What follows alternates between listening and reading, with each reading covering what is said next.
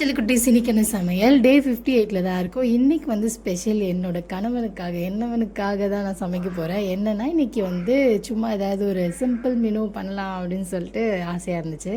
So என்னென்னா key rice வந்து பண்ண போகிறேன். அதுக்கு வந்து புதினா கொத்தமல்லி அதெல்லாம் போட்டுட்டு ஏலக்காய் ஸ்பைசஸ் ஏதாவது இருந்துச்சுன்னா ஏலக்காய், அதுக்கப்புறம் வந்து கிராம்பு பட்டை அதெல்லாம் போட்டு நம்ம ரைஸையும் அதில் போட்டு ஊற வச்சுக்கோங்க ஒரு ½ ஹவருக்கு முன்னாடி. அப்போ தான் நல்லா நீட்டாக இருக்கும் அரிசி. அதேமாதிரி ஒன்றுக்கு ஒன்று ஒட்டக்கூடாது அப்படின்னா ஆயில் அப்படின்னா கீ வந்து ஆட் பண்ணிக்கோங்க.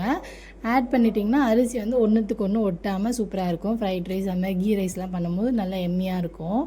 பார்க்கும்போது அந்த டெக்ஸ்சர் வந்து சூப்பராக இருக்கும். அது கூட வந்து தொட்டுக்க என்ன செய்கிறேன் அப்படின்னா பன்னீர் மஞ்சூரியன் அப்படின்னு நானே பேர் வச்சுருக்கேன். ஸோ பன்னீர் வச்சு தான் இன்றைக்கி ஒரு சைட் டிஷ் மாதிரி பண்ணலான்ட்டு பன்னீர் வந்து குட்டி குட்டியாக இந்த சைஸ்க்கு வந்து பீஸாக வந்து கட் பண்ணிக்கோங்க. கட் பண்ணிவிட்டு நல்லா வெங்காய தக்காளிலாம் வந்து நல்லா போட்டு சாட்டே பண்ணிவிட்டு கேப்சிகம் வந்து நல்லா வந்து சின்னதாக வந்து கட் பண்ணி போட்டுக்கோங்க. அதுதான் செம்ம ஃப்ளேவராக இருக்கும். நம்ம வந்து பன்னீர் கட் பண்ணி வச்சுருக்கோம்ல க்யூபாக அதை வந்து நல்லா வந்து மிளகாத்தூள் அதுக்கப்புறம் ஏதாவது மசாலா இருந்துச்சுன்னா நல்லா போட்டு சிக்கன் மசாலாலாம் இருந்துச்சுன்னா போட்டு தவாவில் போட்டு நான் 2 சைடும் நல்லா பரட்டி எடுத்துக்கோங்க. ஃப்ரை மாதிரி பண்ணிவிட்டு நம்ம பண்ணி வச்ச கிரேவியில் போட்டு ஆட் பண்ணிங்கன்னா பன்னீர் மஞ்சூரியன் வந்து ரெடி. அதுக்கப்புறம் வந்து எக்கு வந்து ப்ரோட்டீனுக்காக எடுத்துக்கலாம். ஸோ நம்ம வச்சுக்க வேண்டியதாக அதாவது ஒன்று.